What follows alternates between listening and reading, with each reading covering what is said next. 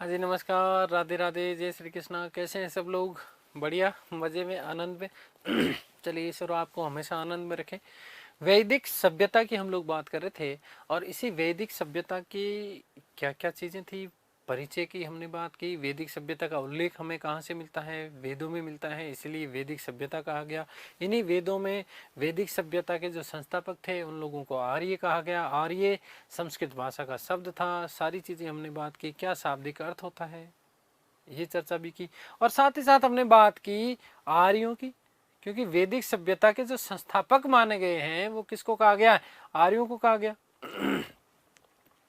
और इन संस्थापकों का उल्लेख हमें वेदों में मिलता है। कहाँ मिलता है? वेदों में। फिर बड़ा प्रश्न हमारे सामने ये आया कि ये जो आर्य लोग थे, ये आर्य आए कहाँ से? तो आर्यों के मूल स्थान को लेकर के अलग अलग विद्वानों ने अलग अलग बातें की। वो सारे के सारे मत हमने पढ़े। और साथ ही साथ दोस्तों एक बात हमने की, बोगज कोई अभिलेख की। कौन से अभिलेख की? बोगज कोई अभिलेख की। तो ये हमने वैदिक सभ्यता के परिचय की हमने चर्चा की।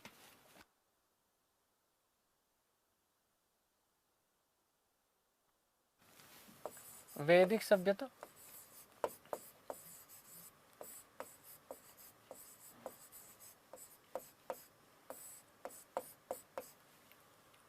इस संपूर्ण वैदिक सभ्यता की यदि हम कालक्रम की बात करते हैं तो आप लोगों को याद रखना है कि वैदिक सभ्यता का जो कालक्रम है वो 1500 ईसा पूर्व से लेकर के 600 ईसा पूर्व तक का माना जाता है। वैदिक सभ्यता का कालक्रम 1500 ईसा पूर्व से लेकर के कहां तक? 600 ईसा पूर्व तक का माना जाता है। इतनी बात क्लियर। इस वैदिक सभ्यता को हम दो भागों में विभाजित कर सकते हैं। वैदिक सभ्यता को हम कितने भागों में विभाजित कर सकते हैं? दो भागों में। अब ये दो भाग कौन कौन से?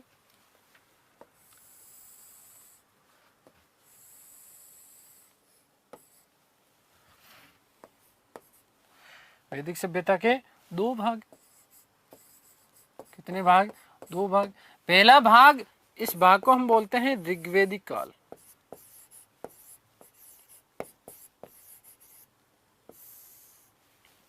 दूसरे भाग को हम बोलते हैं उत्तर वैदिक काल।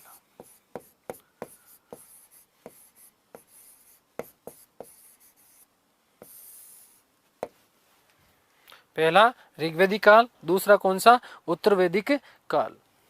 दोस्तों एक चीज और ध्यान रखनी है आपको, ध्यान से सुनिएगा। वैदिक सभ्यता की सारी जानकारी हमने बात कर ली। इस वैदिक सभ्यता का संपूर्ण कालक्रम जो माना जाता है वो 1500 ईसा पूर्व से लेकर के 600 ईसा पूर्व तक माना जाता है। वैदिक सभ्यता को मूलतः हम दो भागों में विभाजित कर सकते हैं। और यहाँ पर सबसे महत्वपूर्ण बात ये याद रखने की, वैदिक सभ्यता का जो वर्गीकरण किया गया, वैदिक सभ्यता का जो वर्गीकरण किया गया था वो सर्दियों में किया गया था। वर्गीकरण का मतलब क्या? जो इसके दो भाग बने ना, वो कब? सर्दियों में। और सर्दी को हम क्या बोलते हैं अंग्रेजी में? विंटर। ठीक है ना। और विंटर के आगे शब्द याद क्या रखेंगे? निच। तो वैदिक सभ्यता का ये जो वर्गीकरण किया गया, ये वर्गीकरण किया गया था विंटर निच के द्वारा। वैदिक सभ्यता का वर्गीकरण किसके द्वारा किया गया? विंटर निच के द्वारा किया गया। किसके द्वारा? विंटर निच के द्वारा।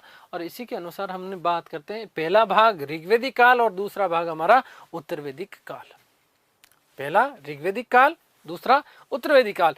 ऋग्वेदिक काल का यदि हम समय की बात करें तो 1500 ईसा पूर्व से लेकर के 1500 ईसा पूर्व से लेकर के 1000 ईसा पूर्व तक का जो समय माना जाता है, 1500 ईसा पूर्व से लेकर के 1000 ईसा पूर्व तक का जो समय माना जाता है वो आपका माना जाता है ऋग्वेदिक काल का। और दूसरा यदि हम बात करें 1000 ईसा पूर्व से लेकर के 600 ईसा पूर्व तक, 1000 से लेकर के 600 ईसा पूर्व तक का जो समय माना जाता है वो किसका माना जाता है? उत्तर वैदिक काल का। देखिए यहां पर एक चीज और आपको विशेष रूप से ध्यान रखनी है। विशेष रूप से क्या ध्यान रखनी है कि पहला जो कालक्रम है, पहला जो भाग है, इस भाग को हमने क्या कहा? ऋग्वेदिक काल। क्या कहा? ऋग्वेदिक काल। इस ऋग्वेदिक काल का मतलब क्या है? क्योंकि इस काल के दौरान केवल और केवल एक ही ग्रंथ लिखा गया, और वो ग्रंथ कौन सा था? ऋग्वेद। कौन सा ग्रंथ था? ऋग्वेद, इसीलिए इस ग्रंथ के आधार पर इस काल के दौरान केवल और केवल एक वेद है। कौन सा? ऋग्वेद। कौन सा वेद है? ऋग्वेद। इसीलिए इस संपूर्ण काल का नाम क्या रख दिया गया? ऋग्वेदिक काल। क्या रख दिया गया? ऋग्वेदिक काल। अब ये इस ऋग्वेदिक काल के बारे में जानकारी जो हमें मिलती है, वो जानकारी हमें मिलती है वैदिक साहित्य से। किससे मिलती है? वैदिक साहित्य से हमें जानकारी मिलती है। अब वैदिक साहित्य में क्या क्या चीजें हैं, कौन कौन सी चीजें हैं, ये सारी की सारी बातें, ये सारी की सारी चर्चा हम लोग अभी करने वाले हैं। ठीक है, क्लियर हुआ? ऋग्वेदिक काल, उत्तरवेदिक काल। ठीक है,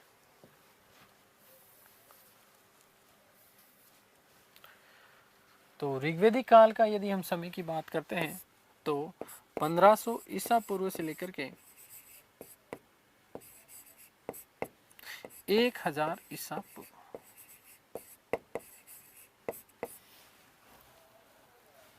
और यदि हम बात करें उत्तरवेदिक काल की तो 1000 ईसा पूर्व से लेकर के 600 ईसा पूर्व। ये जो सारा का सारा काल है, ये वर्गीकरण किसके द्वारा किया गया? तो यहीं पर मैं नोट लगा करके एक लाइन लिख रहा हूं आपके लिए, स्टार बना करके। ध्यान से सुनिएगा कि वैदिक सभ्यता का वर्गीकरण, वैदिक सभ्यता का वर्गीकरण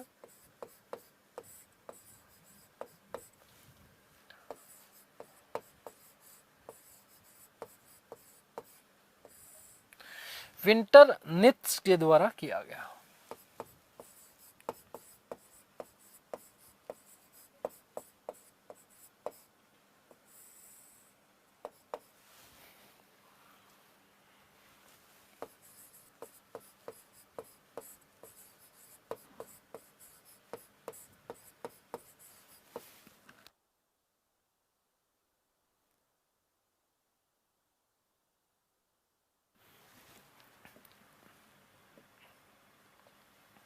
अब ध्यान से सुनिएगा दोस्तों, मैंने अभी अभी कहा कि वैदिक सभ्यता दो भाग, ऋग्वेदिक काल, दूसरा उत्तरवेदिक काल।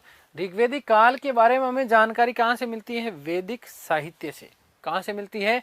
वैदिक साहित्य। तो थोड़ी सी हम लोग चर्चा करते हैं, वैदिक साहित्य क्या चीज होती है, वैदिक साहित्य क्या चीज है।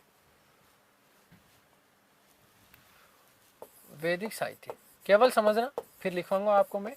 वैदिक साहित्य क्या चीज है? वैदिक साहित्य में सबसे जो पहली चीज सम्मिलित होती है वो आपका है वेद। वैदिक साहित्य में जो सबसे महत्वपूर्ण चीज है, जो सबसे पहली चीज जो शामिल की गई है, वो हमें ध्यान रखना है कि क्या चीज है? वेद। अब मेरा प्रश्न आपसे ये है, और मेरा प्रश्न आपसे ये है कि वेदों की रचना किसके द्वारा की गई? वेदों की रचना किसके द्वारा की गई? जल्दी से बताइएगा।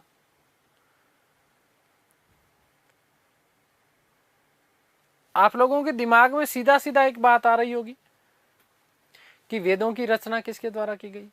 वेदों की रचना तो वेद व्यास जी के द्वारा। यस और नो? नहीं, वेद व्यास जी ने वेदों का केवल और केवल संकलन किया।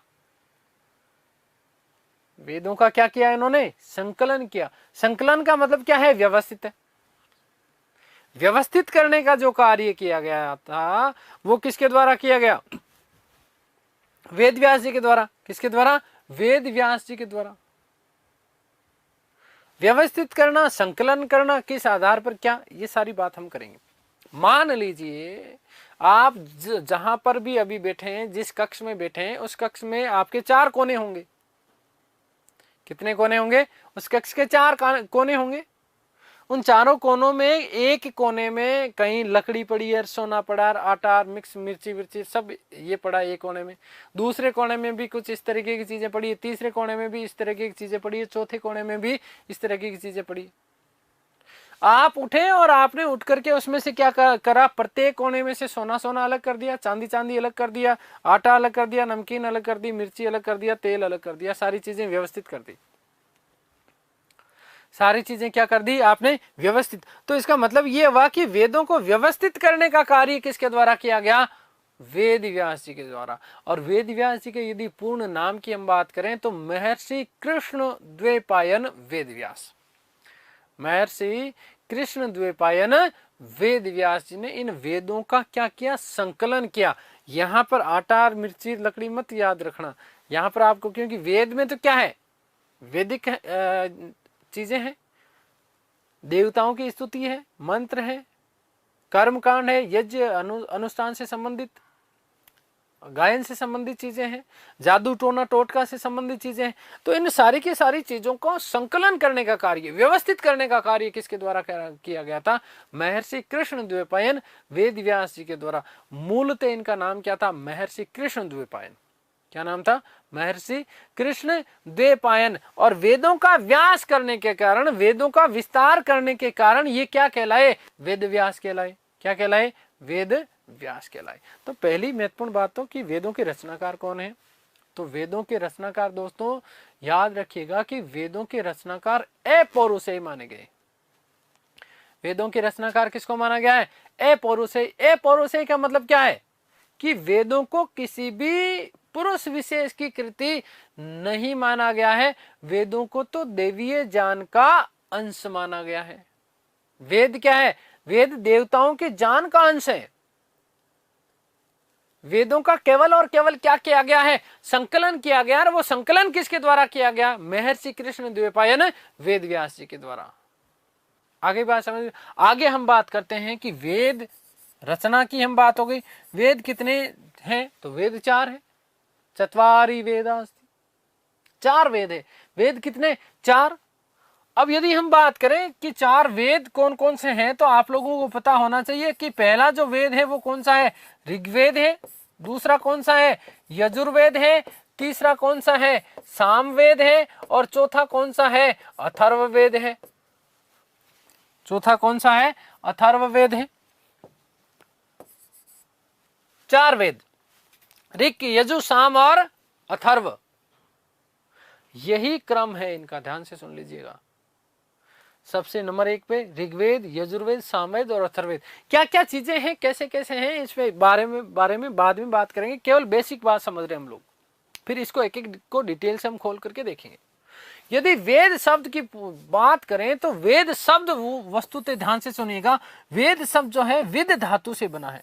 विद धातु, वेद शब्द क्या है, विद धातु। और विद धातु में जब घय प्रत्यय मिलता है, कौन सा, विद धातु और घय प्रत्यय, इस शब्द के मिलने से शब्द बना आपका क्या, वेद। तो वेद शब्द में धातु कौन सी है, विद है। प्रत्यय कौन सा है, घय है। धातु और प्रत्यय आपने पढ़ा होगा संस्कृत में, ठीक है। तो विद धातु और घय प्रत्यय से निर्मित शब्द है वेद। और वेद का शाब्दिक अर्थ की यदि हम बात करें तो ज्ञान राशि या ज्ञान का भंडार। ये प्रश्न आपका रीट में पूछा गया कि वेद शब्द का शाब्दिक अर्थ क्या है, तो ज्ञान राशि या ज्ञान का भंडार। क्लियर बात। वेद कौन सी भाषा का शब्द है, संस्कृत भाषा का। किससे निर्मित है, विद धातु घय प्रत्यय से। शाब्दिक अर्थ क्या होता है, ज्ञान राशि, ज्ञान का भंडार। वेदों का संकलन किसके द्वारा किया गया, महर्षि कृष्ण द्वैपायन वेद व्यास के द्वारा। वेदों के रचनाकार कौन है, वेदों के रचनाकार अपौरुषेय है, क्योंकि वेदों को दैवीय ज्ञान का अंश माना गया है। किसी भी पुरुष विशेष के द्वारा इसको रचा नहीं गया, किसी भी पुरुष विशेष ने इसका नहीं लिखा। वेदों की संख्या कितनी है, 4 है। कितनी है, 4। कौन सा, ऋग्वेद, यजुर्वेद, सामवेद और अथर्ववेद। अब इनमें क्या क्या चीजें हैं वो बाद में बात करेंगे, पहले ये सारी चीजें मैं आप लोगों के लिए लिखने वाला हूं।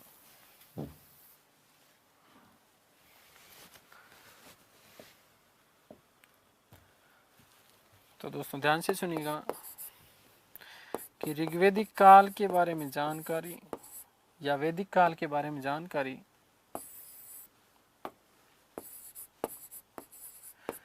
वैदिक काल के बारे में जानकारी के बारे में संपूर्ण जानकारी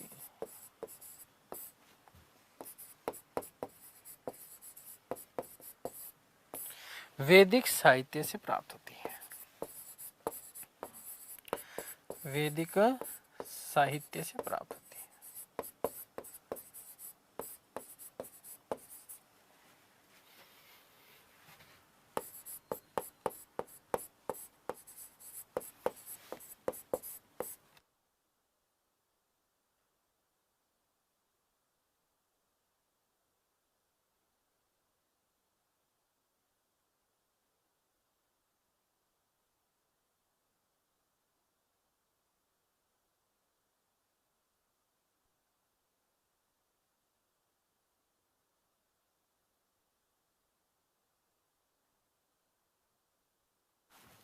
आगे बात करते हैं वैदिक साहित्य में क्या क्या चीजें हैं। नंबर 1, वैदिक साहित्य। और वैदिक साहित्य में नंबर 1 हम लोग बात करने वाले हैं वेद की। वेद, ठीक है। वेद शब्द दोस्तों ध्यान से सुनिएगा, वेद शब्द विद धातु व घय प्रत्यय से निर्मित है। विद धातु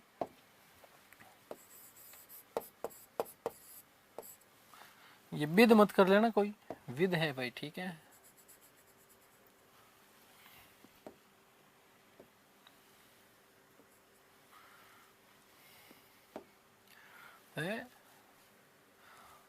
घय प्रत्यय, घय प्रत्यय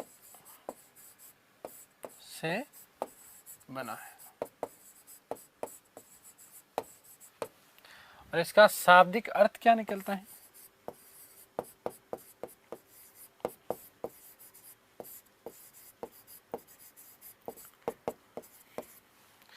जान राशि या जान का भंडार। जान राशि या जान का भंडार।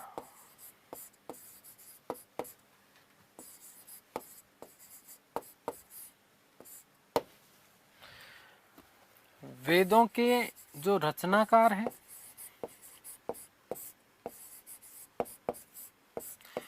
याद रखिएगा मेरे प्यारे साथियों, मेरे प्यारे विद्यार्थियों, की वेदों की रचना अपौरुषेय है।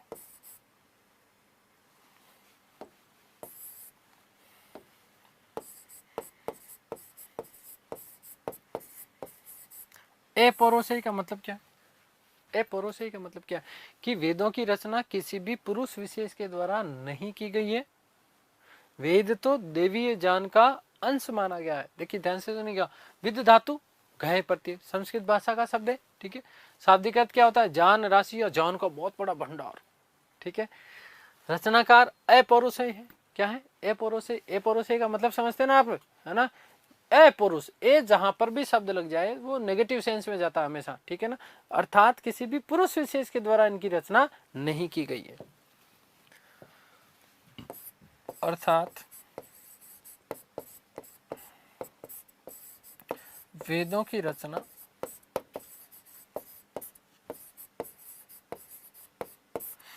किसी पुरुष विशेष के द्वारा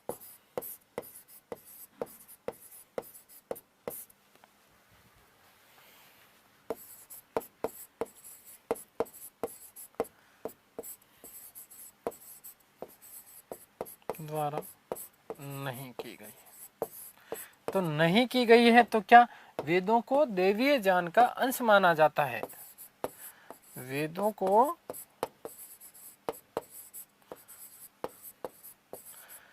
देवीय ज्ञान का अंश माना गया है।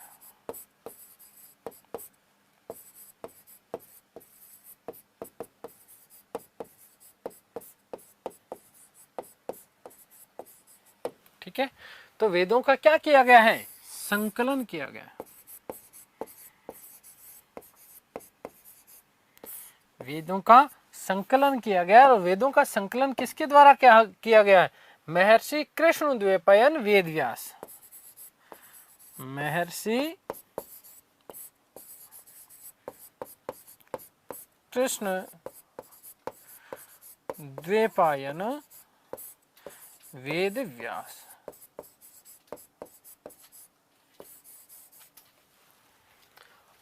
आगे चलते हैं, आगे बात करते हैं वेद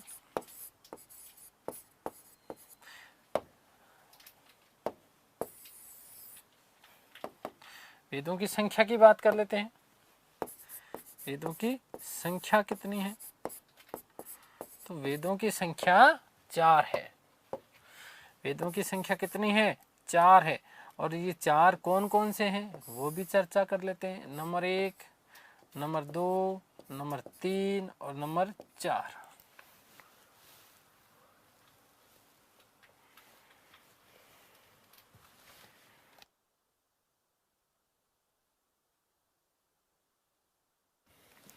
नंबर 1 क्या है? ऋग्वेद।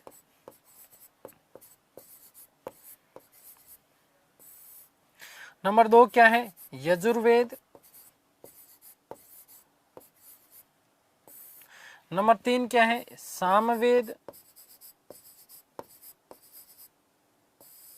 और नंबर 4 क्या है? अथर्ववेद।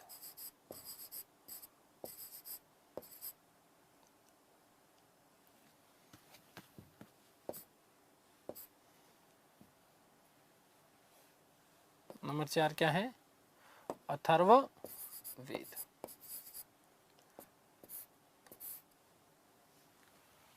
ठीक है। अब दोस्तों यहां पर विशेष रूप से कुछ चीजें ध्यान रखना। देखिए, इनको एक एक हम अलग अलग से पढ़ेंगे, कौन कौन से वेद में क्या क्या चीजें हैं, सारी चीजें हम चर्चा करने वाले हैं। लेकिन यहां पर ध्यान से सुनिएगा कि कई बार आपसे एक प्रश्न पूछा जाता है, जो कि आरएस में पूछा जा चुका है, वेद त्रय क्या है? वेद त्रय क्या है? तो ऋक, यजु और साम।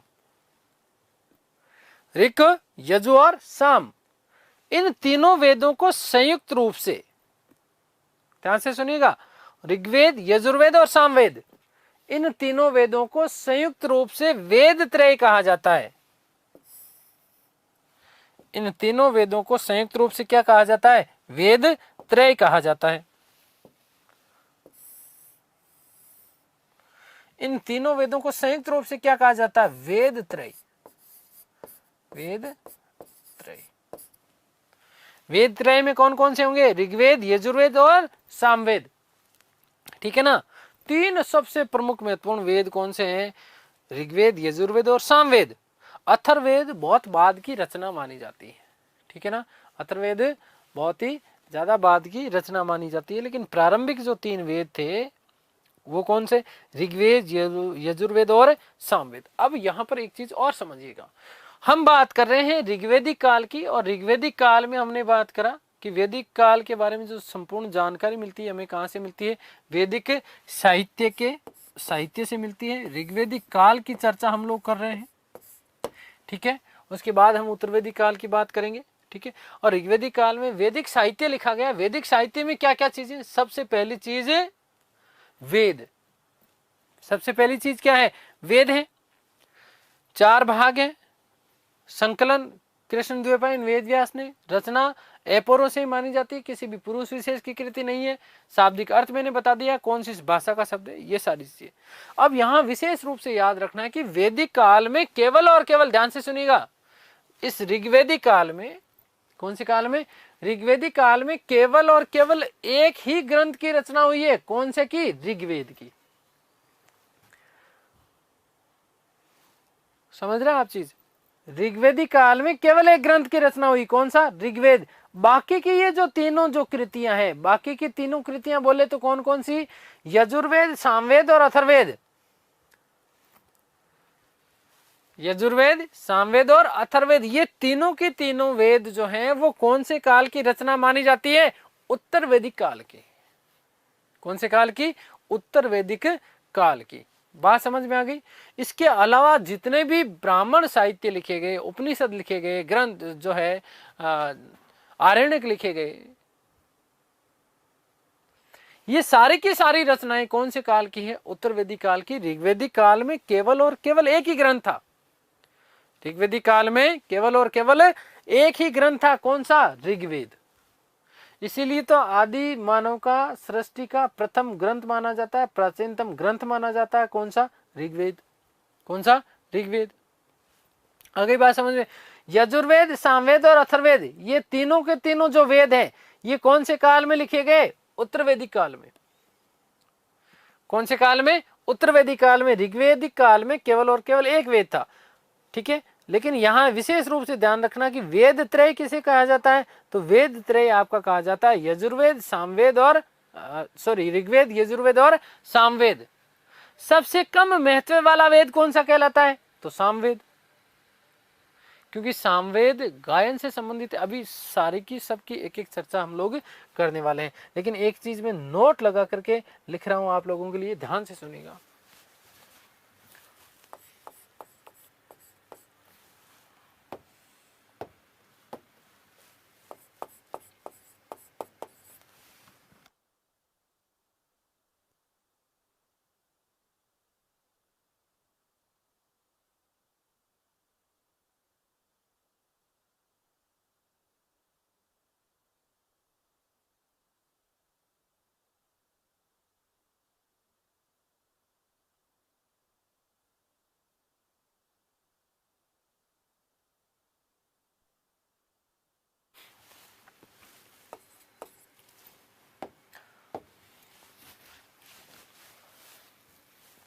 कि यजुर्वेद,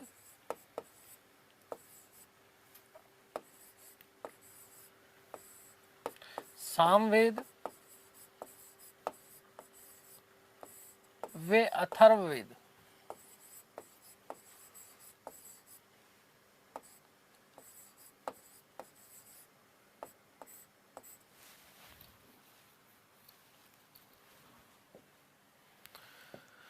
उत्तर वैदिक काल की रचना माने जाते हैं।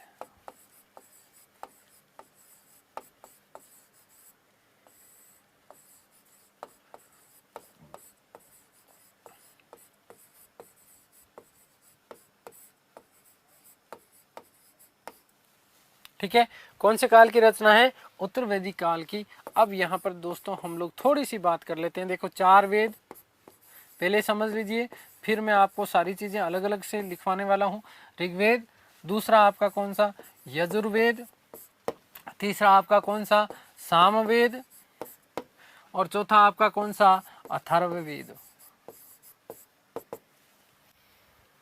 पहला ऋग्वेद, यजुर्वेद, सामवेद और अथर्ववेद। ऋग्वेद में क्या चीजें हैं उसके बारे में चर्चा करने वाले। आदि मानव का प्रथम ग्रंथ माना जाता है कौन सा? ऋग्वेद। मानव जीवन का प्राचीनतम ग्रंथ कौन सा माना जाता है? ऋग्वेद। मानव जाति का प्रथम ग्रंथ कौन सा माना जाता है? ऋग्वेद। कौन सी भाषा में था? भारोपीय भाषा में। कौन सी भाषा में है? भारोपीय भाषा में। मूल रूप से संस्कृत भाषा का प्रयोग,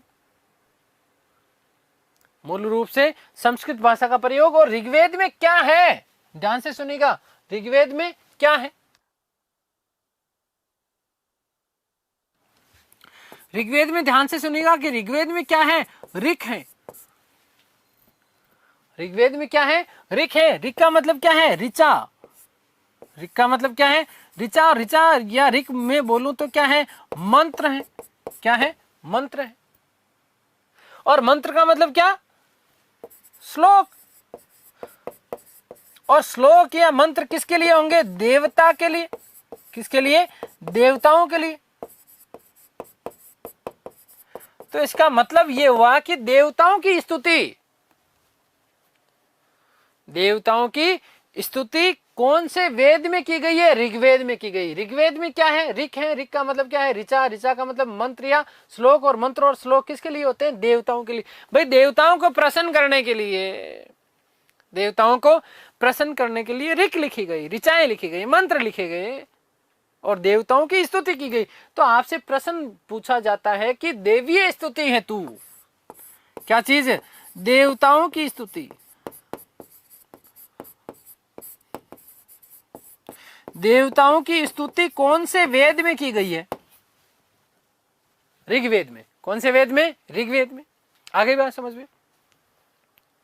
असतो मां सद्गमे तमसो मां ज्योतिर्गमे मृत्योर मां अमृतम गमे। कहां से लिया गया है? ऋग्वेद से। गायत्री मंत्र, ओम भूर्भुवः स्वः तत्सवितुर्वरेण्यं भर्गो देवस्य धीमहि धियो यो न प्रचोदयात्। गायत्री मंत्र कहां से लिया गया? ऋग्वेद से। और साथ ही साथ ऋग्वेद के एक श्लोक में भगवान शिव की स्तुति करते हुए वहां पर भगवान शिव के लिए त्रयंबकम शब्द का प्रयोग किया गया। और बाद में यदि हम महामृत्युंजय मंत्र का जाप करते हैं, महामृत्युंजय मंत्र जिसमें मूलतः त्रयंबकम शब्द आता है, तो इस त्रयंबकम शब्द का उल्लेख भी हमें कहां से मिलता है? ऋग्वेद में।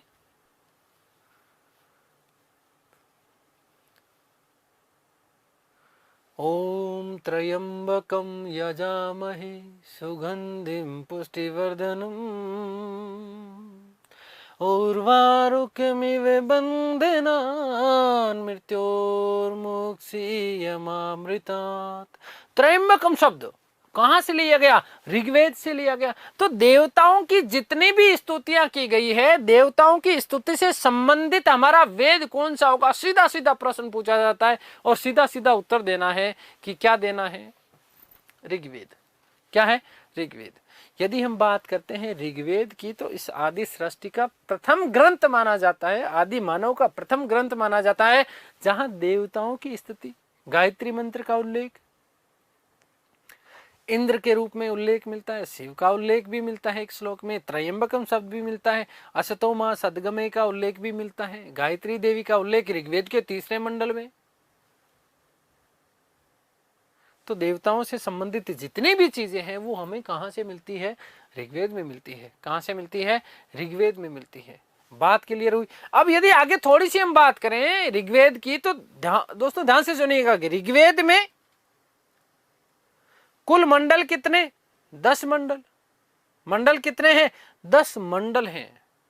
अब उन 10 मंडलों में कौन कौन से प्राचीनतम है, कौन कौन से क्या है, वहां पर थोड़ी सी चीजें आप लोगों को इधर उधर मिलती है, लेकिन चीजें ध्यान रखनी है कि 2 से लेकर के 8 तक के जो मंडल हैं वो प्राचीनतम माने जाते हैं।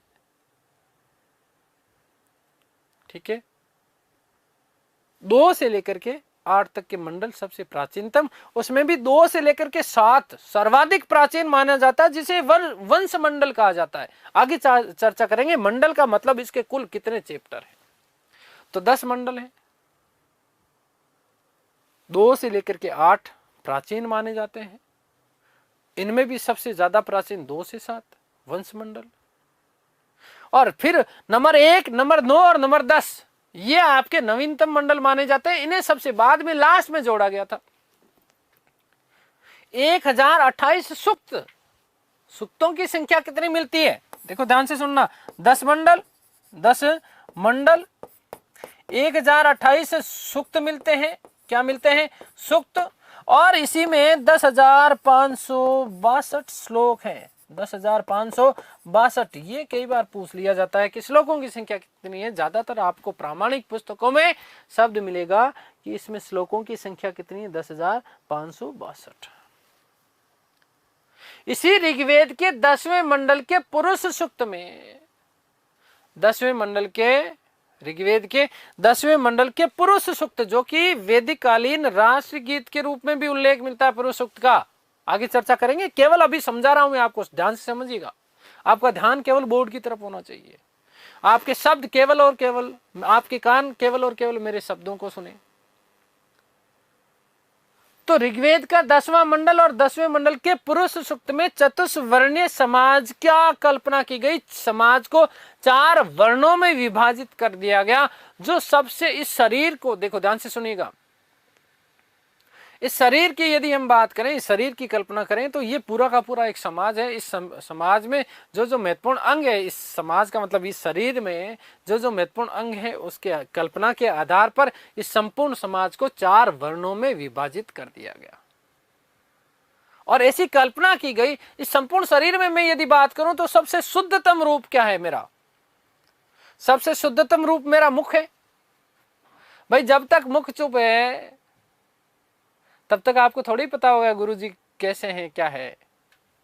लेकिन जैसे ही मुंह खुला सारी पोल खुल जाती, पोल पट्टी। इसलिए तो घर वाले पहले बोलते हैं, अरे भाई सोचो तो लो और फिर बोलो। बोलते ही नहीं बोलते? यस और नो? तो ध्यान से सुनिएगा, सबसे शुद्धतम रूप क्या माना जाता है? मुख माना जाता है। क्या माना जाता है? मुख। तो मुख से जिनकी उत्पत्ति हुई, मुख से जिनकी उत्पत्ति हुई, और मुख क्या करता है? देवताओं की स्तुति करता है, श्लोक करता है, ऋचाओं का जो है उच्चारण करता है, इसलिए शुद्ध होगा। इससे शुद्ध कुछ नहीं हो सकता। इसलिए मुख से जिनकी उत्पत्ति हुई उन्हें ब्राह्मण कह दिया गया। क्या कह दिया गया? ब्राह्मण कह दिया गया। और जिस प्रकार से हमारे संपूर्ण शरीर में, इस संपूर्ण शरीर की रक्षा करने के लिए हमारी भुजाएं सामने आती है, चाहे कोई गोली चला दे, पता है नहीं रुकेगी, लेकिन फिर भी हाथ आगे आते हैं। कोई तलवार चला दे, कोई मैं अभी पेन फेंकूं, सामने क्या आएगा? आपके हाथ आएंगे। हाथ रक्षा करने का कार्य करते हैं। ठीक उसी प्रकार से समाज में जो रक्षा करने का कार्य किया गया वो क्षत्रिय वर्ण के द्वारा। कौन से वर्ण के द्वारा? क्षत्रिय वर्ण के द्वारा। इसलिए भुजाओं से जिनकी उत्पत्ति हुई, भुजाओं से जिनकी उत्पत्ति हुई, उस वर्ण को क्या कह दिया गया? क्षत्रिय वर्ण कह दिया गया। मेरे इस संपूर्ण शरीर में यदि ये मेरा निचला हिस्सा नहीं होगा, जंगा प्रदेश नहीं होगा, तो क्या मेरा शरीर काम कर सकता है? क्या नहीं कर सकता। किसी भी प्रकार से ये व्यवस्थित नहीं रह सकता। इसलिए यदि संपूर्ण समाज को व्यवस्थित रखना है तो अर्थ की जरूरत होती है, अर्थव्यवस्था। संपूर्ण समाज का आधार क्या है? अर्थव्यवस्था। और अर्थव्यवस्था को चलाने के लिए जो वर्ण आया उसे वैश्य कहा गया। जंगाओं से जिनकी उत्पत्ति हुई उनको क्या कह दिया गया? वैश्य कह दिया गया, जो कि संपूर्ण समाज का एक तरीके से आधार थे। और सबसे निम्न श्रेणी जहां हमारे पैर, भाई पाप किससे होते हैं? पैरों से। जब चलते हो तो 1000 प्रकार के जीव जंतु मरते होंगे, कीचड़ में भी यही पैर जाते होंगे, गंदगी में भी यही पैर जाते होंगे, सब जगह कहीं ना कहीं पैर जाते होंगे। तो उस प्रकार उन लोगों ने, मैंने कहा ना, जब मैंने आपको बताई एक बात, मैंने कहा कि आर्य नॉर्डिक शाखा से संबंधित सफेद उपजाति का मानव समूह था। इन्होंने अपने से कमजोर वर्ग को पराजित किया, मतलब अनार्यों को पराजित किया, और अनार्यों को पराजित करने के बाद उनको दास बनाया। यही दास दस्यु कहलाए। यही दस्यु आगे चल करके शूद्रों में परिणित हो गए, जो इन ऊपर के जो 3 वर्ण थे, इन तीनों वर्णों की सेवा करने के लिए कार्य करते थे। या विशेष रूप से जो ब्राह्मण वर्ग, क्षत्रिय वर्ग, इनकी सेवा करने वाले जो लोग थे वो मूलतः क्या? शूद्र। तो उनको निम्न और अधम जो कार्य दे दिए गए, जबरदस्ती थोप दिए गए, कमजोर वर्ग था, तो उन लोगों को क्या कहा गया? उन लोगों को शूद्र कहा गया। क्या कहा गया? शूद्र। लेकिन ऋग्वेदिक कालीन वर्ण व्यवस्था की सबसे बड़ी महत्वपूर्ण बात क्या मिलती है दोस्तों? वो महत्वपूर्ण बात ये मिलती है कि ऋग्वेदिक कालीन वर्ण व्यवस्था जन्म पर आधारित थी या कर्म पर? ये बड़ा महत्वपूर्ण प्रश्न बनता है। तो दोस्तों याद रखिएगा कि ऋग्वेदिक कालीन वर्ण व्यवस्था कर्म पर आधारित थी। जो व्यक्ति जिस प्रकार का कार्य करता था वो व्यक्ति उसी वर्ण का हो जाता था। यहां शिशु अंगिरस का एक बड़ा महान कथन मिलता है।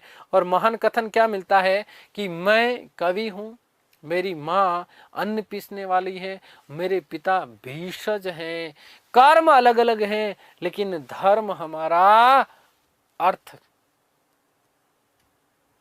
हम सब धन की कामना करते हैं, हम सब धन की कामना करते हैं। मतलब क्या हुआ कि एक ही परिवार के लोग अलग अलग कार्य कर सकते थे। यहीं पर हमें उल्लेख मिलता है देवापी और शांतनु का। देवापी जो कि पुरोहित थे और उसका पुत्र शांतनु आगे चल करके महान राजा बना। तो इसका मतलब वैदिक कालीन, ऋग्वेदिक काल में जो वर्ण व्यवस्था थी वो कर्म पर आधारित थी, न कि जन्म पर। उत्तर वैदिक काल की जो वर्ण व्यवस्था हुई वो जन्म पर आधारित हुई। जन्म पर आधारित होने का मतलब ये था कि जो व्यक्ति जिस वर्ण में उत्पन्न हुआ है उस व्यक्ति को उसी वर्ण के अनुसार कार्य करने पड़ेंगे। यदि कोई व्यक्ति ब्राह्मण वर्ण में उत्पन्न हुआ तो उसे ब्राह्मणों के जो कार्य होते हैं वही संपादित करने होते थे। यदि कोई क्षत्रिय वर्ण में उत्पन्न हुआ तो उसे शासन करने का कार्य, यदि कोई वैश्य हुआ तो उसे व्यापार करना है, यदि शूद्र है तो उसको सेवा करना है। तो ऋग्वेदिक कालीन वर्ण व्यवस्था की सबसे बड़ी महत्वपूर्ण विशेषता ये थी कि ऋग्वेदिक कालीन वर्ण व्यवस्था जो थी वो जन्म पर आधारित थी। किस पर आधारित थी? कर्म पर आधारित थी। किस पर आधारित थी? कर्म पर आधारित थी। ठीक है। एक ही लोग, एक ही परिवार के लोग अलग अलग कर्म कर सकते थे, अलग अलग कार्य कर सकते थे। किसी भी प्रकार की चीज उनमें संकुचित व्यवस्थाएं नहीं मिलती। उत्तर वैदिक काल में ये चीजें परिवर्तित हो गई। तो ऋग्वेदिक काल में केवल और केवल एक ही वेद है। कौन सा? ऋग्वेद, जिसकी हमने थोड़ी सी मोटी मोटी चर्चाएं हमने करी कि 10 मंडल हैं, 1028 सूक्त हैं, 10,562 इसमें क्या है? श्लोक या मंत्र है। श्लोक या मंत्र है, एक ही बात है।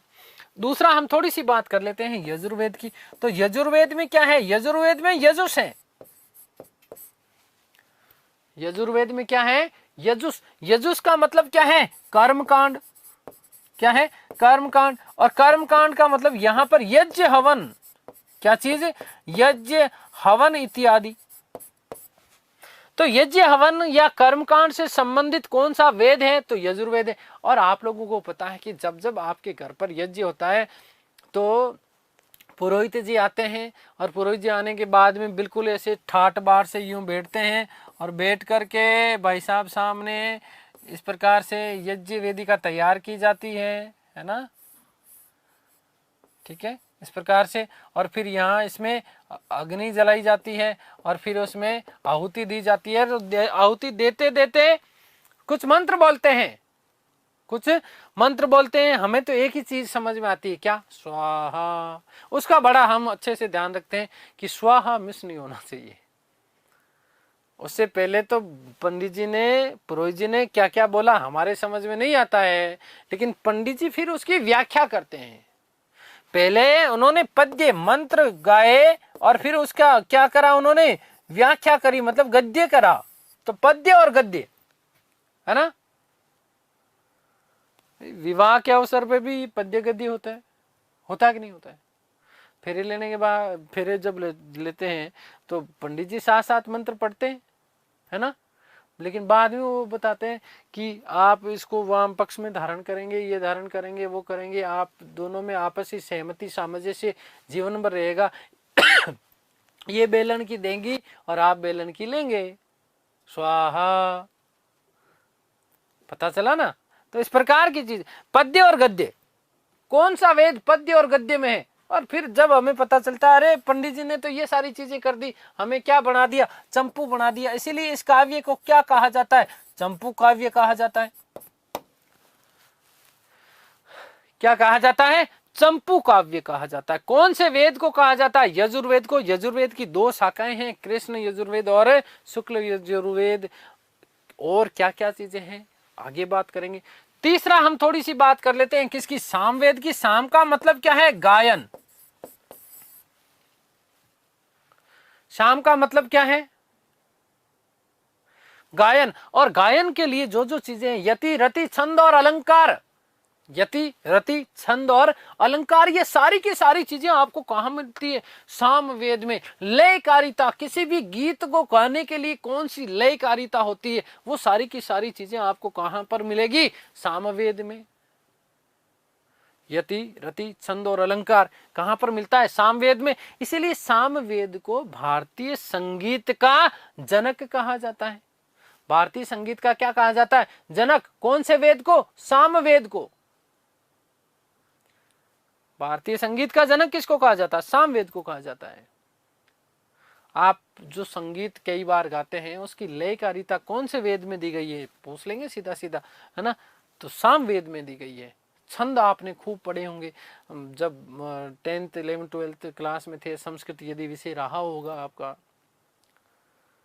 तो उस छंदों को भी जो है हम अलग अलग लयकारिता के साथ में उनका गायन करते थे। तो ये सारी की सारी चीजें हैं, ये सारी की सारी चीजें हमें कहां पर, कौन से वेद में, सामवेद में। कौन से वेद में, सामवेद में। और लास्ट में क्या है, अथर्व। अथर्व वेद में क्या है, जादू टोना टोटका। जादू टोना टोटका, जादू टोना टोटका कौन से वेद में है, अथर्ववेद में। कौन से वेद में, अथर्ववेद में। और इसलिए सबसे महत्वपूर्ण वेद, सबसे लोकप्रिय वेद कौन सा है, अथर्ववेद। सबसे कम जो महत्व वाला वेद वो कौन सा है, वो सामवेद। भाई गाना, ठीक है, सबसे कम महत्व का माना जाता है। लेकिन यदि किसी को जादू टोना टोटका करवाना है, ठीक है भाई, मुझे जैसे सेदेव सर मेरी बात नहीं मानते होंगे, है ना, और मुझे उनको अपने वश में करना, तो मैं किसका सहारा लूंगा, जादू टोने टोटके का। किसका, जादू टोने टोटके का, ठीक है, ताकि वो मेरे बस में आ जाए। मैं जैसा जैसा चाहूँ, गुरुजी आज ये दे दो मुझे, आज ये दे दो, आज वो दे दो, ऐसे दे दो। तो मतलब समझ रहे हो ना, वशीकरण वाली तंत्र मंत्र, ये सारी चीजें आपको कौन से वेद में मिलती, अथर्ववेद में। कौन से वेद में। इसलिए लोकप्रिय धर्म प्रतिनिधित्व धारण करने वाला वेद कौन सा है, अथर्ववेद। अरे किसी से किसी की जलन होती है कोई, है ना, तो वो भी कहा कि उसके ऊपर तो कोई जादू करवा दो, टोना करवा दो, टोटका करवा दो, है ना, ठीक है, पापो कटे आगो, है ना। और जिस दिन ये सारी चीजें हो जाएगी, वो कौन सा वेद, अथर्ववेद। तो जादू टोने टोटके संबंधित आपका अथर्ववेद, गायन से संबंधित सामवेद। फिर यदि हम बात करें यजुर्वेद, तो यजुस है, इसमें क्या है, यजुस। इसका मतलब क्या है, कर्मकांड, यज्ञ हवन, गद्य पद्य दोनों में चंपू काव्य कहा जाता है। क्या कहा जाता है, चंपू काव्य। ऋग्वेद में क्या है, ऋक ऋचा, मतलब मंत्र श्लोक, देवताओं की स्तुति है, 10 मंडल हैं, 1028 सूक्त हैं, 10,562 क्या है इसमें श्लोक है। क्या है, श्लोक। सारी चीजें समझ में आई, क्लियर है यहाँ तक। अब ये सारी चीजें मैं आपको बिल्कुल क्रम से लिखवाने वाला हूं।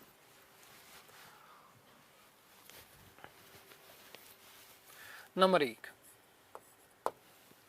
ऋग्वेद।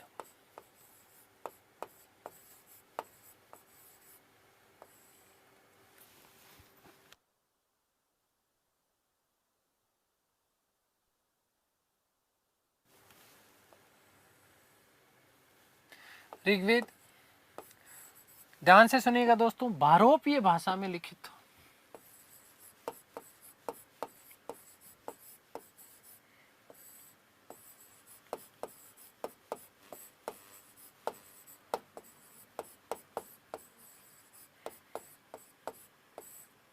पहली चीज। दूसरी, आदिम मानव,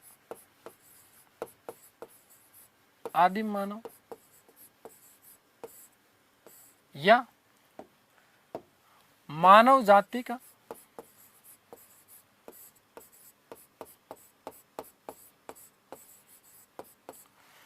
प्राचीनतम, मानव जाति का प्राचीनतम, प्राचीनतम का मतलब क्या होगा, प्रथम, ठीक है, प्रथम ग्रंथ माना जाता है।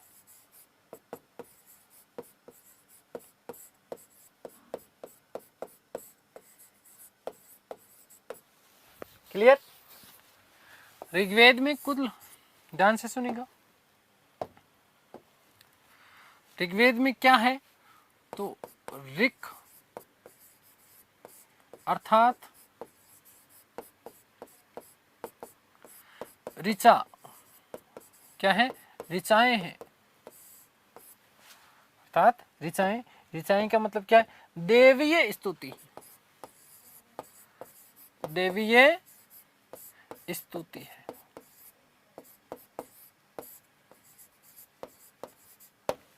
ठीक है, ऋग्वेद में क्या है, ऋक अर्थात ऋचाएं। ऋचा का मतलब क्या है, देवताओं की स्तुति की गई है, देवताओं क्या की गई है, इसमें स्तुति की गई। आगे बात करते हैं ऋग्वेद की। तो दोस्तों ध्यान से सुनिएगा कि ऋग्वेद में मंडल कितने हैं, तो ऋग्वेद में कुल 10 मंडल हैं। कितने मंडल हैं, 10 मंडल हैं। बस केवल बेसिक चीजें बता रहा हूं, कौन सा मंडल किसको समर्पित है, क्या क्या चीजें हैं। जब धार्मिक जीवन की बात करेंगे तब ये सारी चीजें बताने वाला हूं कि जैसे तीसरा मंडल जो है, तीसरे मंडल में गायत्री मंत्र का उल्लेख मिलता है, विश्वकर्मा के द्वारा इसकी रचना की गई। ठीक है, मंडल 9 जो है वो सोम, देवता सोम को समर्पित है। ठीक है, पहले मंडल में इंद्र की स्तुति की गई है, कितनी क्या उनके लिए सूक्त मिलते हैं, कितने श्लोक मिलते हैं, सारी चर्चा करेंगे। लेकिन यहाँ पर विशेष रूप से ध्यान रखना है कि मंडलों की संख्या कितनी है, 10 है। मंडलों की संख्या कितनी है, 10 मंडल है। और इन 10 मंडलों में ध्यान से सुनिएगा कि 2 से लेकर के 8, 2 से 8 प्राचीनतम मंडल है, प्राचीनतम मंडल है। ठीक है, और इसी में याद रखिएगा कि 1, 9 और 10 नवीनतम मंडल माने जाते हैं।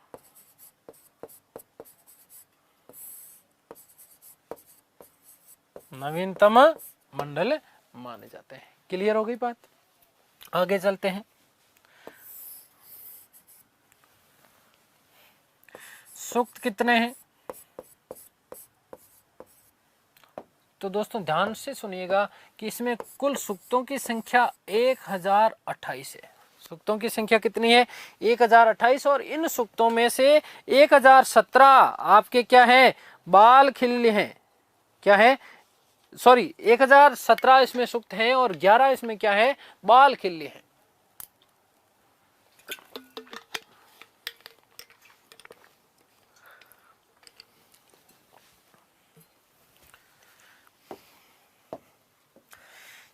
एक 1017 तो इसमें क्या है, सूक्त है, प्लस 11 बाल खिल्ले हैं, बाल खिल्ले।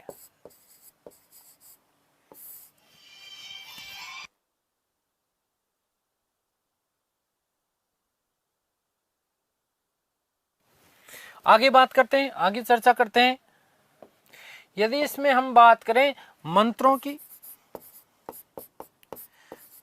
तो 10,562 मंत्र, 10,562 मंत्र है। 10,562 मंत्र मिलते हैं। सूक्त कितने हैं? 1028 हैं। इसमें से 1017 तो मूल रूप से सूक्त हैं और 11 इसमें क्या है? बाल खिल्ले। कुल जो है आप यदि योग देखेंगे तो 1028 हो गया। ठीक है। कुल मंडल कितने हैं? 10 मंडल हैं। 2 से लेकर के 8वां प्राचीनतम मंडल है। 1 से लेकर के 1, 9 और 10 ये नवीनतम मंडल माने जाते हैं। इसी 10वें मंडल का पुरुष सूक्त, 10वें मंडल का पुरुष सूक्त, इसी पुरुष सूक्त में चतुष्वर्णीय समाज की कल्पना की गई है। ठीक है, क्लियर है। आगे हम बात कर लेते हैं कि इसका रचना काल कब माना गया। कि ऋग्वेद की रचना, तो ध्यान से सुनिएगा कि ऋग्वेद की रचना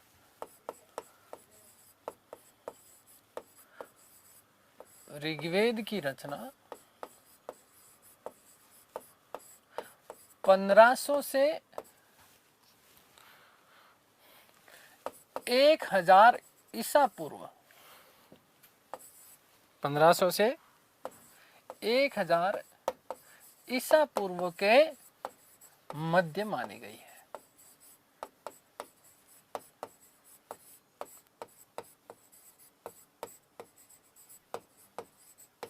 ठीक है।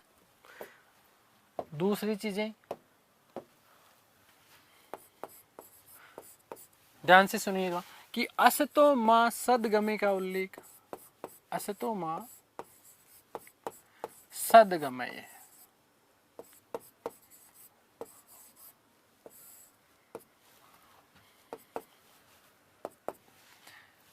असतो मां सदगमय का उल्लेख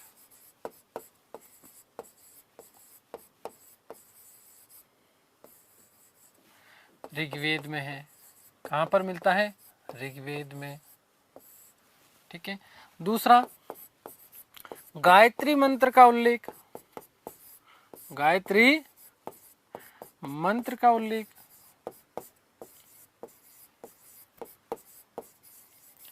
कहां पर मिलता है आपका? ऋग्वेद में। ठीक है।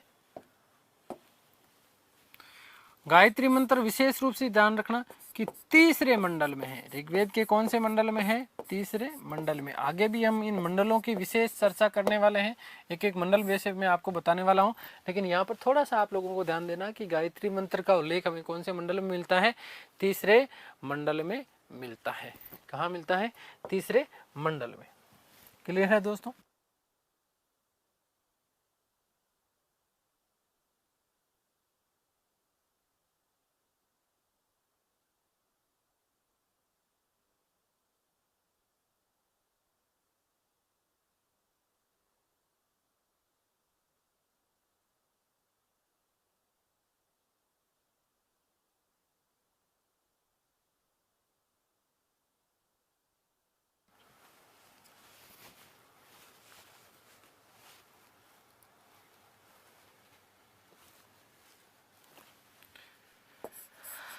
इसी तीसरे मंडल के देवी सूक्त, देवी सूक्त में उल्लेख है।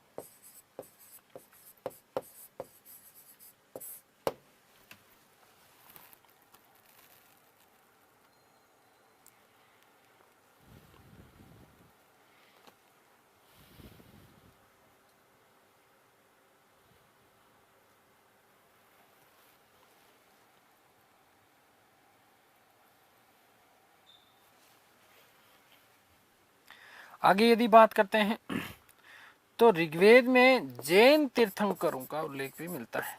जैन तीर्थंकरों जैसे ऋषभदेव व अरिष्टनेमी, ऋषभदेव वे अरष्टी नेमी, अरष्टी नेमी का उल्लेख मिलता है। ये प्रश्न कई बार आपसे दोस्तों ध्यान से सुनिएगा, ये प्रश्न कई बार पूछ लिया गया कि ऋग्वेद में किन दो जैन तीर्थंकरों का उल्लेख मिलता है।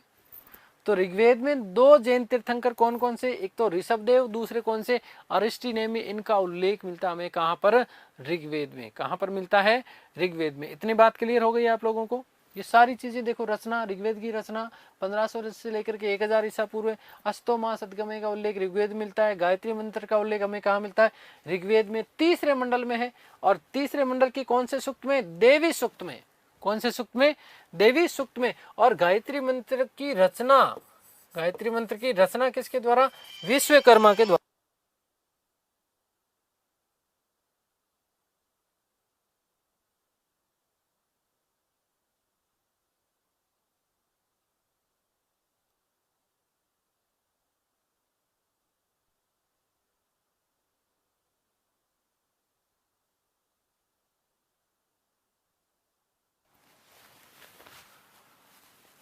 रचना किसके द्वारा, विश्वकर्मा के द्वारा।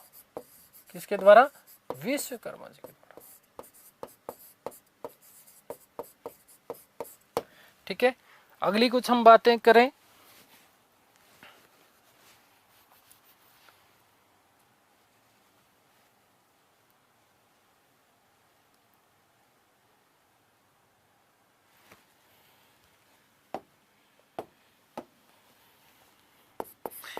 कि ऋग्वेद का पुरोहित कौन होता है,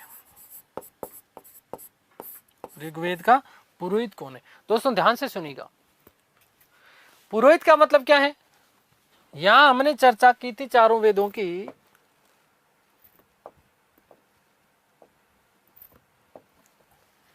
पुरोहित का मतलब क्या है कि ऋग्वेद के जो मंत्र हैं, ऋग्वेद के जो श्लोक हैं, उनका उच्चारण किसके द्वारा। तो यहां से अलग अलग पुरोहित भी आपसे पूछ लिया जाता है। यही चारों को एक साथ देखिएगा, मैं समझा रहा हूं आप लोगों को। ठीक है, ऋग्वेद का पुरोहित कौन होता है, यजुर्वेद का पुरोहित कौन होता है, सामवेद का पुरोहित कौन होता है, और अथर्ववेद का पुरोहित कौन होता है। देखिएगा, आपसे जब भी पूछा जाए कि ऋग्वेद का पुरोहित कौन है, तो आप लोगों को याद करना है कि ऋग्वेद का पुरोहित कौन होता है। आप लोगों से कोई भी पूछे कि भैया ऋग्वेद का पुरोहित कौन होता है, तो उसको कहना कि ऋग्वेद का पुरोहित होता ही होता है, ऋग्वेद का पुरोहित होता ही होता है। अर्थात ऋग्वेद का जो पुरोहित था, या ऋग्वेद का पुरोहित का मतलब क्या, जो देवताओं की स्तुति करता है, देवताओं की जो क्या करता है, स्तुति करता है, उसको ऋग्वेद में देवीय श्लोकों का उच्चारण करने वाले व्यक्ति को क्या कहा जाता था, होता कहा जाता था। क्या कहा जाता था, होता। इसी के लिए शब्द क्या मिलता है, होत्री। शब्द क्या मिलता है, होत्री। ठीक है ना। तो ऋग्वेद के पुरोहित को क्या, होता या होत्री कहा जाता था। यजुर्वेद की यदि हम बात करते हैं, किसकी, यजुर्वेद, तो यजुर्वेद में देखो क्या है, यजुष है, कर्मकांड, यज्ञ हवन। क्या है, यज्ञ हवन। पहले बेचारा पद्य गाता है, श्लोक गाता है, फिर हमें समझाता है। ऐसे कर करके हालत उसकी क्या हो जाती है, खराब हो जाती है। 3-4 घंटे 5 घंटे लगातार यज्ञ हवन बहुत लंबे लंबे चलते थे। ठीक है ना, अधमरी वाली हालत हो जाती थी। इसलिए इसको क्या कहा जाता था, अधवर्यु। क्या कहा जाता था, अधवर्यु। यजुर्वेद का जो पुरोहित होता था उसको क्या कहा जाता था, अधवर्यु। क्या कहा जाता था, अधवर्यु। आगे यदि हम बात करें सामवेद के पुरोहित की, किसकी, सामवेद की पुरोहित की, तो देखो सामवेद में क्या है, गायन है और गाता है व्यक्ति। क्या करता है, गाता है, इसलिए उसका क्या कहेंगे, उद्गाता। सामवेद का जो पुरोहित है उसको क्या कहा जाता है, उद्गाता कहा जाता है। क्या कहा जाता है, उद्गाता कहा जाता है। लास्ट में क्या, जादू टोना टोटका, है ना, किसी को भी बस में कर लो। अरे भाई साहब, ऐसा करने वाला आदमी अपने आप को ब्रह्मा जी से कम समझता है क्या, नहीं। इसलिए अथर्ववेद का जो पुरोहित है होता है उसको क्या कहा जाता है, ब्रह्मा, या इसी के लिए शब्द मिलता है ब्राह्मण। क्या शब्द मिलता है, ब्राह्मण। तो यहाँ चारों वेदों के मैंने आपको पुरोहित भी बता दिए। देखो, ऋग्वेद का होता या होत्री, यजुर्वेद का अध्वर्यु, सामवेद का उद्गाता, अथर्ववेद का ब्रह्मा या ब्राह्मण, ब्रह्मा या ब्राह्मण।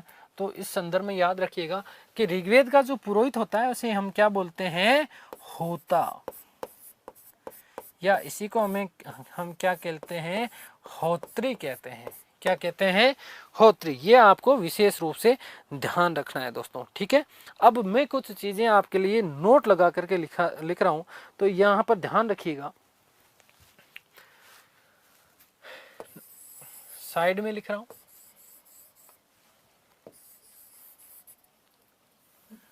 कि ऋग्वेद के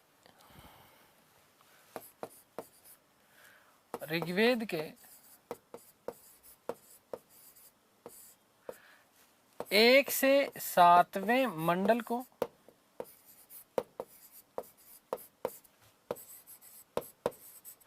वंश मंडल कहा जाता है।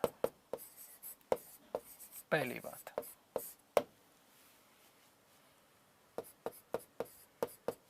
ठीक है। यदि सबसे प्राचीनतम मंडलों की भी हम चर्चा करते हैं तो मैंने आप लोगों को बताया कि प्राचीनतम मंडल 2 से लेकर के 7वां मंडल, सॉरी माफ कीजिएगा, वो 1 नहीं, 2 से लेकर के 7, 2 से लेकर प्राचीनतम, 2 से लेकर के 7वां मंडल वंश मंडल कहलाता है। क्या कहलाता है, वंश मंडल। और नवीनतम मंडल की यदि हम बात करें तो 1, 9 और 10, और इसमें भी सबसे नवीनतम मंडल कौन से हैं, तो पहला और 10वां सबसे नवीनतम मंडल माने गए हैं, ठीक है। पहला और 10वां कौन सा, पहला वे 10वां, प्रथम वे 10वां मंडल सबसे अंत में जोड़े गए।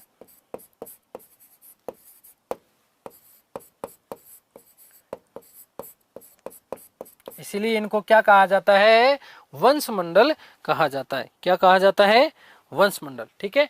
ऋग्वेद के दूसरे से लेकर के 7वें मंडल, सॉरी, ऋग्वेद के दूसरे से लेकर के 7वें मंडल को क्या, वंश मंडल। 1 से लेकर के 10वां मंडल जो है वो सबसे अंत में, लास्ट में, पहला और 10वां मंडल क्या है, सबसे लास्ट में जोड़ा गया, इसलिए ये क्या है, नवीनतम मंडल माने जाते हैं, नवीनतम मंडल माने जाते हैं। हालांकि नवीनतम मंडलों में आपको याद रखने, आपसे सीधा सीधा प्रश्न पूछा जाए कि नवीनतम मंडल कौन से, पहला, 9वां, 10वां, लेकिन उसमें भी सबसे लास्ट में कौन से जोड़े गए, पहला और 10वां मंडल। क्लियर है, पहला और 10वां मंडल सबसे लास्ट में नवीनतम मंडल माने जाते हैं। दूसरे से लेकर के 7वें मंडल को वंश मंडल कहा जाता है। क्या कहा जाता है, वंश मंडल। किसी भी प्रकार का कोई भी संशय हो तो वापस पूछ लीजिएगा और क्लियर कर देंगे, ठीक है। तब तक ईश्वर आप सभी को प्रसन्नचित रखे, खूब खुश रखे, आह्लादित रखे, मस्त रखे, स्वस्थ रखे, आपके परिवार को इस सृष्टि की समस्त खुशियां मिले और आप सबको जल्दी से जल्दी सफलता मिले। इन समस्त शुभकामनाओं के साथ आपसे विदा लेता हूं। धन्यवाद, नमस्कार।